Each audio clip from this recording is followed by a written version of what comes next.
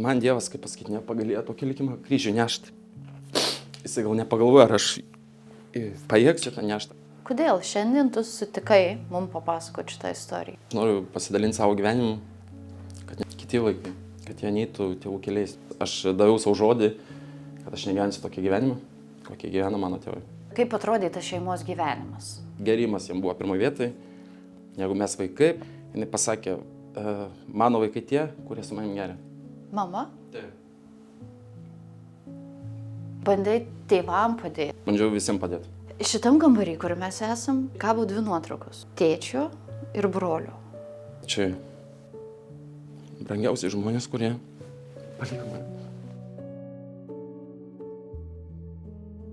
Tavo santykis su močiute. Tu prižiūrėjai močiutę? Aš buvau su ja stipriai susipykęs dėl brolio laidotuvių, nes močiutė nedavė kasti duobės. Aš užpykstu, po kiek laiko aš atsileidžiu. Ir aš ją suradau ant lovos, kvepuojančią tik. Kiek laiko tu ją slaugiai? Jis buvo palerižuota, palikau darbą ir žiūrėjau šią 4, beveik 5 metų. Tėvas dar pas mane buvo, irgi ant patalo įsigulėjo. Aš 2 ligonius turėjau.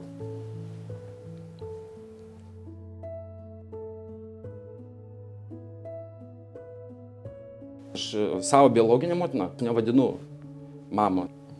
Mane labai primušė šitose namuose. Man kraujai net gabalais iš nosies ėjo. Aš nesimenu, kiek man buvo metų. Pamatė kaimynė, kad aš verkiu. Pakvietė pas save. Jis sako, pasilikė šią naktį pas mane. Ir nuo to laiko likau.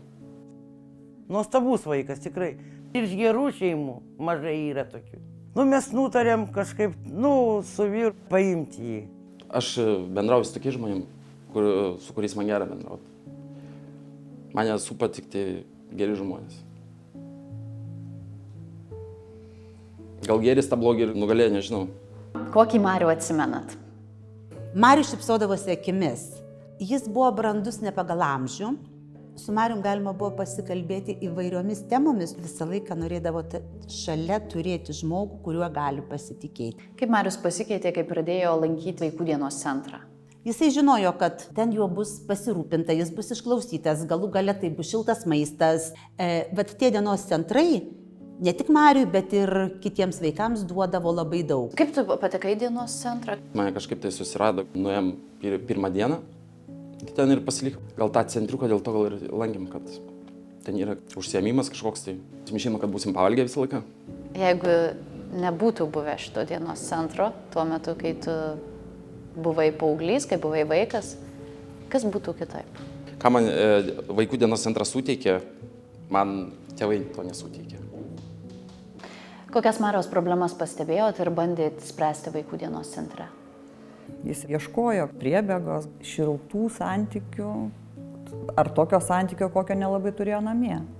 Marius mėgsta padėti, būti tokiu pagalbininku suaugusiojo. Buvo didelis noras, kad jo ateitis nebūtų tokia, kaip jo biologinės šeimos gyvenimas. Tu pasakojai, kas šituose namuose vyko. Ir vis tiek prieš porą metų tu nusipirkai šituos namus? Tai man tik tai vienam gal vieninteliam buvo reikalingi šitie namai.